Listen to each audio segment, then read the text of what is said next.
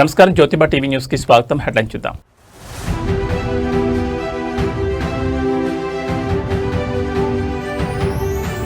ఢిల్లీలో నీతి Aayog 11వ governing council సమావేశం. ప్రధాని మోడీ అధ్యక్షతన భేటీ.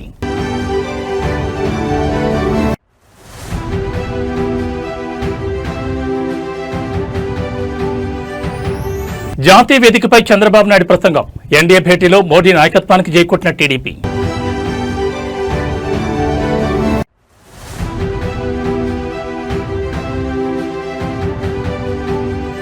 కబ్జాదారులపై సీఎం రేవంత్ రెడ్డి ఉక్కుపాదం. హైదరాబాద్లో అక్రమ కట్టడాల కూల్చివేతలకు పూర్తి మద్దతు.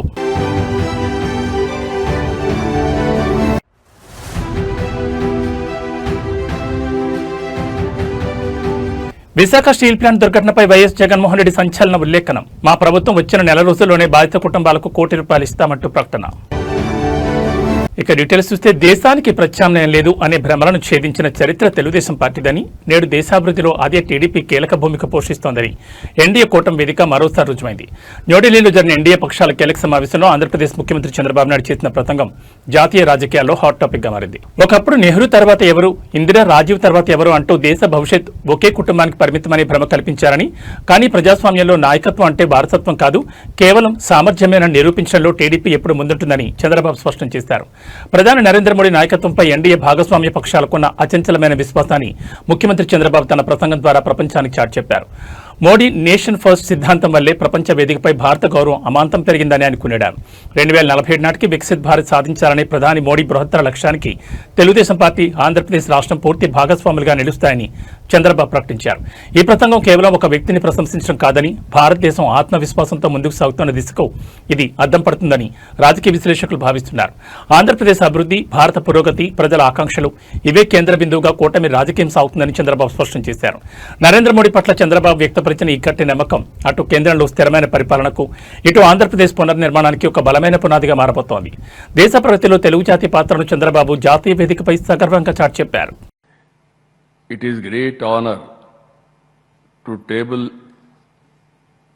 before this August House gathering resolution of gratitude, a historic tribute to India's longest serving continuously elected Prime Minister Sri Narendra Modi ji. The right leader at the right time, at the right place, Narendra Modi ji as Prime Minister of this great nation. That is his strength. He is both our anchor and our innovator. Working with a single agenda, that is nation first, a principle that all of us has constantly keep it in mind. Entire nation has to follow. 21st century belongs to Narendra Modi ji. 2001 he elected as Chief Minister. Now nearly 25 years. Sometimes I am also introspecting myself. How he is able to live up to the expectations of the people. That is very, very important. That is the leadership Honorable Prime Minister is having. Today, the world is in turmoil. Wars, fractured supply chains, energy markets in turmoil, facing aging problems, major economies slowing, uncertainty on every continent. Andhra Pradesh రాజకీయాల్లో YSR Congress party అధినేత, మాజీ ముఖ్యమంత్రి YS Jaganmohan Reddy ఒక భారీ సంచలన ప్రకటన చేశారు. Visakha steel plant బాధిత కుటుంబాల సమస్యలపై స్పందిస్తూ ప్రస్తుత కూటమి ప్రభుత్వంపై ఆయన తీవ్రస్థాయిలో ధ్వజమెత్తారు. ఇంతగా అడుగుతున్నా, విజ్ఞప్తులు చేస్తున్న ముఖ్యమంత్రి చంద్రబాబు నాయుడు ప్రభుత్వం మానవత్వంతో స్పందించడం లేదని జగన్ మండిపడ్డారు. ఒకవేళ ఈ ప్రభుత్వం బాధితులను ఆదుకోకపోతే రాబోయే రోజుల్లో వైఎస్ఆర్ కాంగ్రెస్ పార్టీ అధికారంలోకి వచ్చిన కేవలం నెల రోజుల్లోనే స్టీల్ ప్లాంట్ బాధిత కుటుంబాలకు కోటి చెప్పిన భారీ పరిహారం అందిస్తామని జగన్మోహన్ రెడ్డి హామీ ఇచ్చారు. విశాఖపట్నం వేదికగా స్టీల్ ప్లాంట్ బాధితులు, కార్మికులు ఎదుర్కొంటున్న సమస్యలపై వైఎస్ జగన్మోహన్ రెడ్డి గట్టిగా కలమెత్తారు. ఫ్యాక్టరీ భూసేకరణ మరియు వివిధ ప్రమాదాల్లో నష్టపోయిన నిర్వాసిత కుటుంబాల పట్ల చంద్రబాబు ప్రభుత్వం నిర్లక్ష్యంగా వ్యవహరిస్తోందని ఆయన ఆరోపించారు. తాము ఇంతగా డిమాండ్ చేస్తున్నా ప్రభుత్వం కనీసం పట్టించుకోవడం లేదని ఆవేదన వ్యక్తం చేశారు. ప్రభుత్వాలకి మానవత్వం ఉండాలని, బాధ్యులను ఆదుకోవాల్సిన కనీస బాధ్యత పాలకులపై ఉంటుందని గుర్తు చేశారు. ఒకవేళ ప్రస్తుత ప్రభుత్వం స్పందించకపోతే తాము చూస్తూ ఊరుకోబోమని, రాబోయే ఎన్నికల్లో వైసీపీ విజయం సాధించి అధికార పీఠాన్ని అధిరోహించిన 30 రోజుల్లోనే ప్రతి బాధిత కుటుంబానికి ₹1 చొప్పున ఆర్థిక సహాయం అందించి వారి జీవితాల్లో వెలుగులు నింపుతామని జగన్మోహన్ రెడ్డి స్పష్టం చేశారు. అధికారంలోకి వచ్చిన నెల రోజుల్లోనే ₹1 పరిహారం ఇస్తామంటూ వైఎస్ జగన్ చేసిన ఈ ప్రకటన ఇప్పుడు విశాఖపట్నంతో పాటు ఏపీ రాజకీయ వర్గాల్లో పెద్ద ఎత్తుకు చర్చకు దారితీసింది. జగన్ విసిరిన ఈ సవాలుపై అధికార తెలుగుదేశం, జనసేన, బీజేపీ కూటమి నేతలు ఏ విధంగా కౌంటర్ ఇస్తారో చూడాలి. మేము ఇంత అడుగుతా ఉన్నా కూడా చంద్రబాబు నాయుడు గారి ప్రభుత్వంలో ఎక్కడైనా మానవత్వం లేక ₹1 ఇవ్వాల్సిన చోట వాళ్ళకు ఇవ్వని పరిస్థితి ఎక్కడైనా ఉంటే మాత్రం ప్రతి బాధితురాలికి, ప్రతి బాధితుడికి చెప్తా ఉన్నా, ప్రతి అక్కకు, ప్రతి చెల్లెమ్మకు, ప్రతి బాబుకు చెప్తా ఉన్నా, బాధపడాల్సిన పనుల కొంచెం ఓపిక పట్టండి. దేవుడి దయతో మన ప్రభుత్వం వచ్చిన వెంటనే ఒక నెల తిరక్క మునిపి హైదరాబాద్ లో అక్రమ కట్టడాలు, చెరువుల కబ్జాలపై ముఖ్యమంత్రి రేవంత్ రెడ్డి తీవ్రస్థాయిలో విరుచుకుపడ్డారు. నగరంలో కురిసిన తొలకరి వర్షానికి రోడ్లన్నీ స్తంభించిపోవడంపై ఆయన తీవ్ర ఆందోళన వ్యక్తం చేశారు. కేవలం 1 కిలోమీటర్ దూరం వెళ్లడానికి సామాన్య ప్రజలకు 2 నుంచి 4 గంటల సమయం పట్టిందంటే పరిస్థితి ఎంత దారుణంగా ఉందో అర్థం చేసుకోవచ్చన్నారు. చెరువుల్లో, కుంటల్లో ఉండాల్సిన నీరు కాలనీలు, బస్తీల్లోకి రావడానికి కారణం గత పాలకుల హయాంలో జరిగిన భూ ఆక్రమణలేనని సీఎం మండిపడ్డారు. ప్రభుత్వ భూములను, చెరువులను ఆక్రమించి కట్టిన ఎంతటి పెద్దవారి కట్టడాలనైనా నిర్దాక్షిణ్యంగా కూల్చివేస్తామని రేవంత్ రెడ్డి స్పష్టం చేశారు. హైదరాబాద్ ను వరద ముప్పు నుంచి కాపాడేందుకు ప్రభుత్వం చేపట్టిన ఆక్రమణ తొలగింపు చర్యలను సీఎం రేవంత్ రెడ్డి పూర్తిగా సమర్థించుకున్నారు. విపక్షాలు చేస్తున్న విమర్శలపై ఆయన తీవ్రంగా స్పందించారు. ఈ కూల్చివేతల ద్వారా మేమేమైనా ఇంచు భూమైనా సొంతానికి తీసుకున్నామా అని ఆయన నిలదీశారు. ప్రభుత్వ భూములను, సహజ వనరులైన కుంటలను కొందరు స్వార్థపరులు చేపట్టడం వల్లే నగరానికి దుస్తొచ్చిందని ఆగ్రహం వ్యక్తం చేశారు. భవిష్యత్తులో హైదరాబాద్ ప్రజలు వరదలతో నరకం చూడకూడదనే ఉద్దేశంతోనే ఆక్రమణలు తొలగించి చెరువులను పునరుద్ధరించే బృహత్తర కార్యక్రమానికి శ్రీకారం చుట్టామని చెప్పారు. రూల్స్ అతిక్రమించి కట్టిన ఏ ఒక్క నిర్మాణాన్ని వదిలిపెట్టే ప్రసక్తే లేదని కబ్జాదారులకు సీఎం గట్టి హెచ్చరిక జారీ చేశారు. హైదరాబాద్ గ్లోబల్ ఇమేజ్ను కాపాడడంతో పాటు సామాన్యుడికి ట్రాఫిక్, వరద కష్టాలు తప్పించడానికి తమ ప్రభుత్వం ఈ కఠిన నిర్ణయాలు తీసుకుంటుందని సీఎం రేవంత్ రెడ్డి స్పష్టం చేశారు. ముఖ్యమంత్రి ఈ వ్యాఖ్యలతో నగరంలో కబ్జాదారుల గుండెల్లో వణుకు మొదలైంది. తొలకరి వర్షాలు నిన్ననే పడ్డాయి. పెద్ద ఎత్తున వర్షం పడలే, రోజంతా వాన పడవలే. కానీ 2 గంటనే హైదరాబాదు నగరంలో వాన పడితే రోడ్లు ఎక్కడికక్కడ స్తంభించిపోయినాయి. రోడ్ల మీద మొత్తం వర్షపు నీరు వరదలై పారింది. ట్రాఫిక్ అతలాకుతలమైంది. కిలోమీటర్ ప్రయాణానికి 2 నుంచి 4 గంటలు పట్టింది. అంతర్జాతీయ నగరం అని గొప్పలు చెప్పుకుంటే సరిపోదు. అంతర్జాతీయ ప్రమాణాలతోని మౌలిక వసతులను అభివృద్ధి చేసుకోవాలి. చెరువులు, నాలాలు, కుంటలను కబ్జా చేసుకొని, పబ్లిక్ పార్కులను ఆక్రమించుకొని, ప్రభుత్వ భూములను చెరబట్టి ఈనాడు అక్రమ నిర్మాణాలు చేపట్టబట్టే ఇవాళ చెరువులలో ఉండాల్సిన నీళ్లు, కుంటలకి వెళ్లాల్సిన నీళ్లు, నాలాలో ప్రవహించాల్సిన నీళ్లు, వర్షపు నీళ్లు మొత్తం రోడ్ల మీద ప్రవాహమైంది. చెరువుల్లో ఉండాల్సిన నీళ్లు. తెలంగాణ ప్రతిష్టను అంతర్జాతీయ స్థాయికి తీసుకెళ్లేలా ప్రభుత్వం ప్లాన్ చేస్తున్న ఫ్యూచర్ సిటీ ప్రాజెక్టుపై ముఖ్యమంత్రి Revanth Reddy land mark comments చేశారు. అభివృద్ధిని అడ్డుకోవడమే పనిగా పెట్టుకున్న విపక్షాలపై ఆయన పదునైన విమర్శలు గుప్పించారు. ఫ్యూచర్ సిటీని అడ్డుకోవాలని చూసేవారు గతానికి చెందిన వాళ్ళని, అదే ఫ్యూచర్ సిటీని నిర్మించేవారు భవిష్యత్తును సృష్టించేవాళ్లంటూ సీఎం రేవంత్ రెడ్డి సరికొత్త నినాదాన్ని తీసుకొచ్చారు. ఈ ప్రాజెక్టు కేవలం ఇవాటి కోసం కాదు, రాబోయే తరాల తెలంగాణ బిడ్డల కోసమని ఆయన స్పష్టం చేశారు. హైదరాబాద్ పరిసర ప్రాంతాల్లో 4వ నగరంగా రూపుదిద్దుకుంటున్న ఫ్యూచర్ సిటీపై వస్తున్న విమర్శలను ముఖ్యమంత్రి పూర్తిగా తిప్పుకొట్టారు. ఈ ప్రాజెక్టు వెనుక ఉన్న అసలు విజన్ను ఆయన ప్రపంచానికి చాటి చెప్పారు. తెలంగాణలో పుట్టబోయే, రాబోయే తరాల పిల్లలకు అంతర్జాతీయ స్థాయి ఉద్యోగ, ఉపాధి అవకాశాలు కల్పించడమే ఈ నగర ప్రధాన లక్ష్యమని సీఎం వివరించారు. కేవలం రాజకీయ ఉనికి కోసం కొందరు ఈ బృహత్తర ప్రాజెక్టుకు అడ్డుపడుతున్నారని, వారు గతంలోనే ఉండిపోతారని, తాము మాత్రం తెలంగాణ భవిష్యత్తును సృష్టించి తీరుతామని రేవంత్ రెడ్డి ధీమా వ్యక్తం చేశారు. ప్రపంచానికి ఆదర్శంగా నిలిచేలా అడ్వాన్స్డ్ టెక్నాలజీ మరియు ఎకో ఫ్రెండ్లీ మౌలిక వస్తువులతో ఈ నగరం రూపుదిద్దుకోబోతోందని సీఎం వెల్లడించారు. అభివృద్ధి విషయంలో తాము ఎట్టి పరిస్థితుల్లోనూ వెనకడుగు వేసే ప్రసక్తే లేదని, విమర్శలను తిప్పికొడుతూ తెలంగాణను గ్లోబల్ లీడర్గా నిలబెడతామని సీఎం రేవంత్ స్పష్టం చేశారు. ముఖ్యమంత్రి వ్యాఖ్యలు ఇప్పుడు అటు పారిశ్రామిక వర్గాలు, ఇటు యువతలో కొత్త ఆశలు రేకెత్తిస్తున్నాయి. ఈనాడు మన నగర అభివృద్ధిలో రావణాసురులు, మారీచులు, సుబాహులు, శుక్రాచార్యులు అందరూ ఉన్నారు. శుక్రాచార్యుడు ఫామ్ హౌస్లో పండిండు, మారీచుడిని, సుబాహుల్ని మన మీదికి వదిలిండు. పెద్ద రాక్షసులు, పిల్ల రాక్షసులు కలిసి ఈనాడు భారత్ ఫ్యూచర్ సిటీని మేము అడ్డుకుంటాం, మేము రద్దు చేస్తామని అంటున్నారు. నేను అడుగుతున్నా ఇక్కడ ఉన్న యువకులను, ఈనాడు ఫ్యూచర్ సిటీని రద్దు చేయాలన్నా ఫ్యూచర్ సిటీని విస్తరించాలన్నా మీరు ఒక్కసారి చెప్పండి.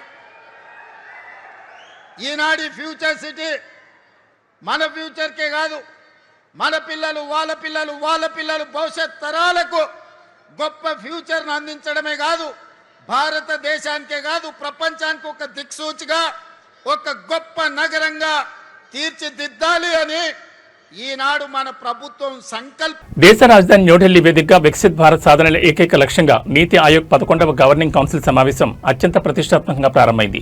ప్రధానమంత్రి నరేంద్ర మోడీ అధ్యక్షతన జరుగుతున్న ఈ కీలక సమావేశానికి దేశవ్యాప్తంగా ఉన్న రాష్ట్రాల ముఖ్యమంత్రులు, కేంద్రపాలిత ప్రాంతాల లెఫ్టినెంట్ గవర్నర్లు మరియు కేంద్ర మంత్రులు హాజరయ్యారు. కేంద్ర రాష్ట్ర ప్రభుత్వాల ఉమ్మడి భాగస్వామ్యంతో టీమిండియా స్ఫూర్తిని చాటుతూ దేశ ఆర్థిక, సామాజిక ప్రగతికి సంబంధించిన రాబోయే దశాబ్దాల రోడ్ మ్యాప్ పై ఈ సమావేశంలో కీలక నిర్ణయాలు తీసుకోనున్నారు. భారతదేశాన్ని 2047 నాటికి పూర్తిస్థాయి అభివృద్ధి చెందిన దేశంగా మార్చాలనే సంకల్పానికి ఈ 11వ గవర్నింగ్ కౌన్సిల్ సమావేశం ఒక మైలురాయిగా నిలవనుంది. కేంద్ర రాష్ట్రాల మధ్య సమన్వయాన్ని పెంచడం ద్వారానే క్షేత్రస్థాయిలో వేగవంతమైన అభివృద్ధి సాధ్యమవుతుందని ప్రధాని నరేంద్ర మోడీ ఈ సందర్భంగా స్పష్టం చేశారు. వ్యవసాయ రంగంలో ఆధునీకరణ, డిజిటల్ మౌలిక సదుపాయాల కల్పన, ఉపాధి అవకాశాల పెంపుదల మరియు స్థానిక తయారీ రంగాన్ని అంతర్జాతీయ స్థాయికి తీసుకెళ్లడం వంటి అంశాలపై ఈ సమావేశంలో సుదీర్ఘంగా చర్చిస్తున్నారు. రాష్ట్రాలు తమ ఆర్థిక వనరులను గరిష్టంగా వినియోగించుకుంటూ జాతీయ లక్ష్యాల సాధనలో భాగస్వాములు కావాలని ఈ వేదిక ద్వారా ప్రధాని పిలుపునిచ్చారు. రాష్ట్రాల బలమే దేశ బలం అనే నమ్మకంతో సాగుతున్న ఈ సమావేశ నిర్ణయాలు భవిష్యత్ భారత్ నిర్మాణంలో అత్యంత కీలకం కానున్నాయి. ఈ సమావేశంలో తీసుకున్న ముఖ్యమైన తీర్మానాల పూర్తి వివరాలను నీతి ఆయోగ్ అధికారులు సాయంత్రం అధికారికంగా వెల్లడించనున్నారు. గుంటూరు జిల్లా తెనాలిపట్నంలో మున్సిపల్ అధికారుల నిర్లక్ష్యపు వైఖరిపై రాష్ట్ర పౌర సరఫరాల శాఖ మంత్రి నాదెండ్ల మనోహర్ తీవ్రస్థాయిలో మండిపడ్డారు. తెనాలి తూర్పు కాలువకట్ట రోడ్లో ఇవాళ ఉదయం ఆయన ఆకస్మిక పర్యటన జరిపారు. ఈ క్రమంలో నియోజకవర్గ ప్రజలు నిత్యం ప్రయాణించే ప్రధాన రహదారిపై ఎక్కడి వ్యర్థాలు అక్కడే పేరుకుపోయి కనీసం పట్టించుకునే నాదులే లేకపోవడాన్ని చూసి మంత్రి తీవ్ర ఆగ్రహం వ్యక్తం చేశారు. అధికారుల అలసత్వానికి నిరసనగా రోడ్డుపై ఉన్న చెత్తను పూర్తిగా తొలగించేంత వరకు తాను ఇక్కడి నుంచి కదిలేది లేదంటూ మంత్రి నాదెండ్ల మనోహర్ రోడ్డు పక్కనే బైఠాయించారు. తెనాలి నియోజకవర్గంలో పారిశుద్ధ్య నిర్వహణ అస్తవ్యస్తంగా తయారైందంటూ ప్రజల నుంచి వస్తున్న ఫిర్యాదులపై మంత్రి నాదెండ్ల మనోహర్ స్వయంగా రంగంలోకి దిగారు. తూర్పు కాలువకట్ట రోడ్ పరిసరాల్లో కుప్పలుగా పడి ఉన్న ప్లాస్టిక్, ఇతర వ్యర్థాలను చూసి మున్సిపల్ అధికారులపై తీవ్ర ఆగ్రహం వ్యక్తం చేశారు. మంత్రి స్వయంగా రోడ్డుపై బైఠాయించారనే సమాచారం అందడంతో అప్పటి వరకు నిమ్మకు నీరెత్తినట్లు వ్యవహరించిన తెనాలి మున్సిపల్ యంత్రాంగం ఒక్కసారిగా పరుగులు తీసింది. మున్సిపల్ కమిషనర్, శానిటేషన్ సిబ్బంది భారీగా ట్రాక్టర్లు, జేసీబీలతో రంగంలో దిగి యుద్ధ ప్రాతిపదికన వ్యర్థాలను క్లియర్ చేయడం ప్రారంభించారు. అధికారులు పనులు పూర్తి చేసే వరకు మంత్రి అక్కడే ఉండి పనులను పర్యవేక్షించడం విశేషం. ప్రజల ఆరోగ్యం, పట్టణ పారిశుద్ధ్యం విషయంలో నిర్లక్ష్యం వహిస్తే ఎంతటి అధికారులైనా కఠిన చర్యలు తీసుకుంటామని మంత్రి నాదెండ్ల మనోహర్ హెచ్చరించారు. మంత్రి ఆకస్మిక తనిఖీ మరియు నిరసనతో తెనాలి పట్టణ అధికారులు ఇప్పుడు పొణుకు మొదలైంది.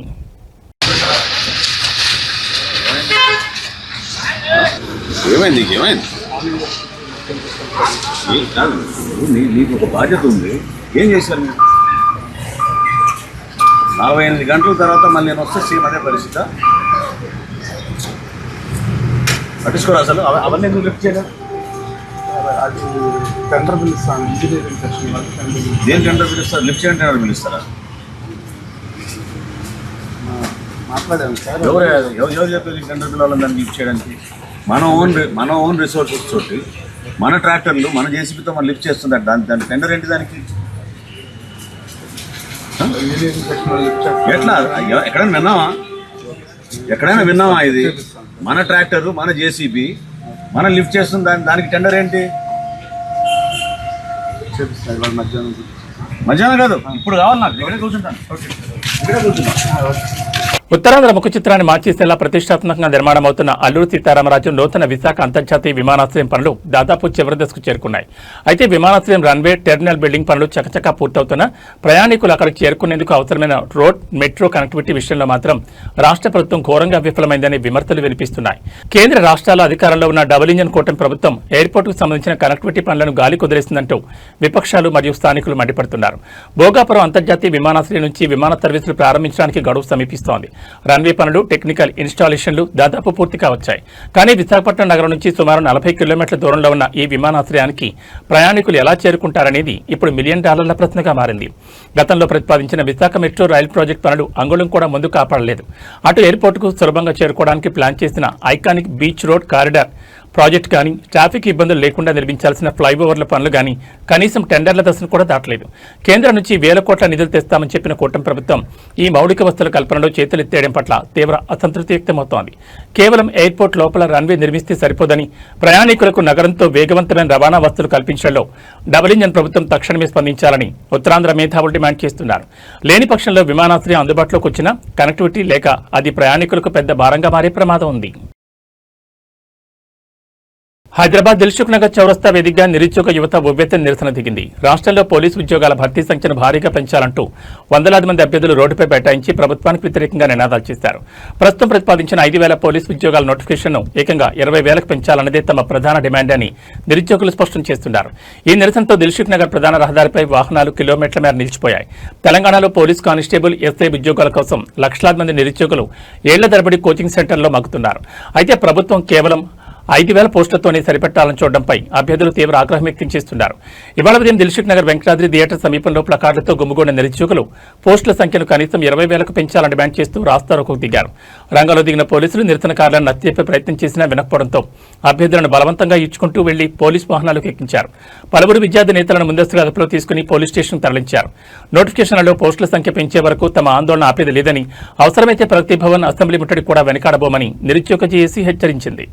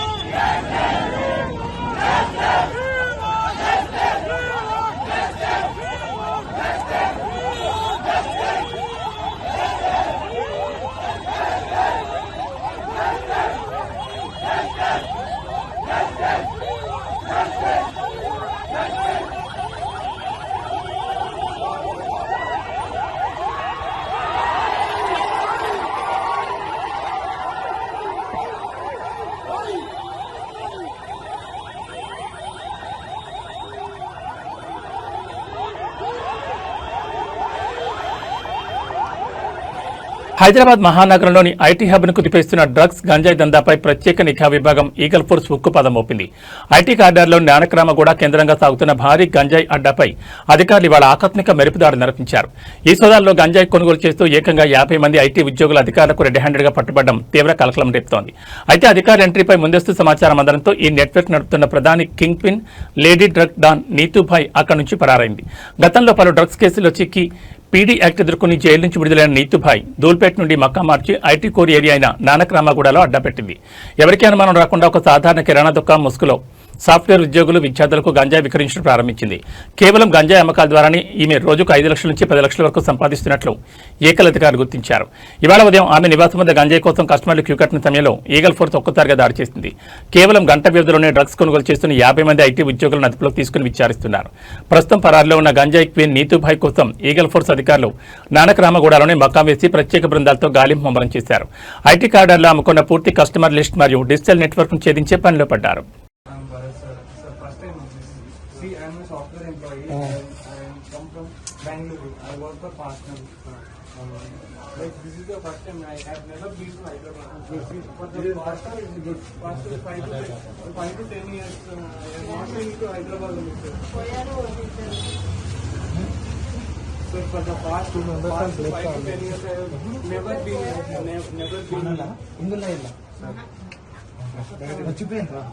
Sir, I happen to sir, I am Wangala Bharat. My father is an advocate. From Nizam. We are from Nizamabad. My mother is. భారత ఇంధన రంగంలో ఒక క్రేజీ అప్డేట్ చోటు చేసుకుంది. భవిష్యత్ ఇంధనంగా మారుతున్న ఇథనాల్ బ్లెండింగ్ ను మరింత వేగవంతం చేసేందుకు కేంద్ర ప్రభుత్వం కీలక నిర్ణయం తీసుకుంది. అధిక శాతంలో ఇథనాల్ మిక్స్ చేసిన పెట్రోల్పై ఎక్సైజ్ డ్యూటీలను పూర్తిగా ఎత్తేస్తున్నట్లు ప్రకటించింది. దేశంలో ఇప్పటికే విజయవంతమైన E20 లక్ష్యాన్ని అందుకోవడంతో పాటు సరికొత్తగా E85 ను లాంచ్ చేసిన నేపథ్యంలో ఈ క్లీన్ ఫ్యూయల్కు ఉన్న అన్ని రకాల ఆర్థిక అడ్డంకులను తొలగించాలని కేంద్రం డిసైడ్ అయింది. దేశంలో కాలుష్యం తగ్గించడంతో పాటు భవిష్యత్తులో 100% ఇథనాల్ బ్లెండింగ్ దిశగా భారత్ను తీసుకెళ్లడమే కేంద్రం యొక్క ప్రధాన వ్యూహం. ఈ ఎక్సైజ్ డ్యూటీ రద్దు రద్దు నిర్ణయం వల్ల ఇథనాల్ ఇంధనం సామాన్యుడికి మరింత చౌకగా అందుబాటులోకి రానుంది. తద్వారా విదేశాల నుంచి దిగుమతి చేసుకునే క్రూడ్ ఆయిల్ భారం తగ్గి అంతర్జాతీయ మార్కెట్లో చమురు ధరల ఒడిదుడుకుల నుంచి మన ఎకానమీని కాపాడుకోవచ్చని కేంద్రం భావిస్తోంది. అంతేకాదు బయోఫ్యూయల్ అయిన ఇథనాల్ తయారీకి చెరకు, పాడైపోయిన ధాన్యాలను ఎక్కువగా వాడుతుండటంతో ఈ నిర్ణయం వల్ల దేశంలోని కోట్ల మంది రైతుల ఆదాయం కూడా భారీగా పెరగనుంది. మొత్తానికి పెట్రోల్ ధరల బారి నుంచి సామాన్యులకు ఉపశమనం ఇస్తూనే పర్యావరణానికి మేలు చేసే గ్రీన్ ఎనర్జీ దిశగా కేంద్ర ప్రభుత్వం వేస్తున్న అడుగులు భవిష్యత్తును మార్చేయబోతున్నాయి.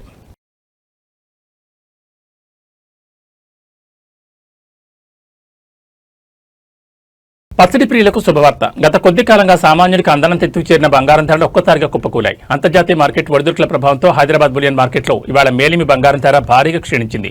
10 గ్రాముల 24 క్యారెట్ల మేలిమి బంగారంపై ఏకంగా 2,130 రూపాయలు తగ్గడంతో ప్రస్తుతం ఇది 1,45,640 మార్కు చేరింది.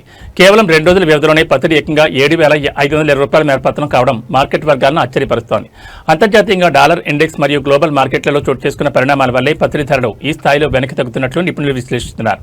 అటు ఇన్వెస్టర్లు సురక్షితమైన పెట్టుబడిగా భావించి 24 క్యారెట్ల గోల్డ్ రేట్ తగ్గడంతో పాటు ఇటు పెళ్లిళ్ల సీజన్లో సామాన్యులు ఎక్కువగా కొనుగోలు చేసే 10 గ్రాములు 22 క్యారెట్ల ఆభరణాల బంగారం ధర కూడా ఇవాళ 1,950 రూపాయల మేరకు క్షీణించి 1,33,500కి పడిపోయింది. తెలుగు రాష్ట్రాల వ్యాప్తంగా ఉన్న ప్రధాన నగరాలైన హైదరాబాద్, విజయవాడ, విశాఖపట్నంలో స్థానిక పన్నులు మరియు మేకింగ్ ఛార్జీలను బట్టి ఈ ధరల్లో స్వల్ప తేడాలు ఉండొచ్చని బులియన్ వ్యాపారులు చెబుతున్నారు. ధరలు ఒక్కసారిగా భారీగా దిగిరావడంతో గత కొద్ది రోజులుగా కొనుగోలు వాయిదా వేసుకున్న మధ్యతరగతి ప్రజలు జ్యువెలరీ షాపుల వైపు అడుగులు వేస్తున్నారు.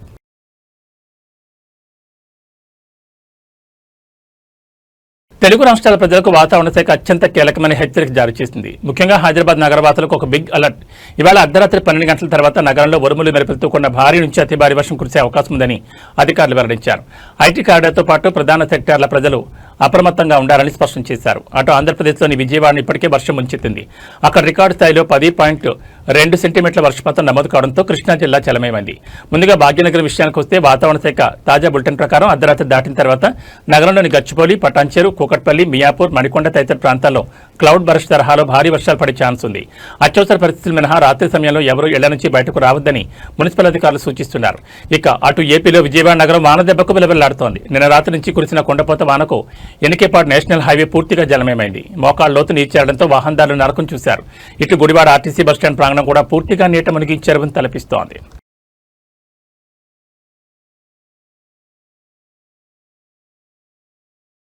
ఇవి బులెటిన్ విశేషాలు. మరో బులెటిన్లో మళ్ళీ కలుసుకుందాం. నమస్కారం.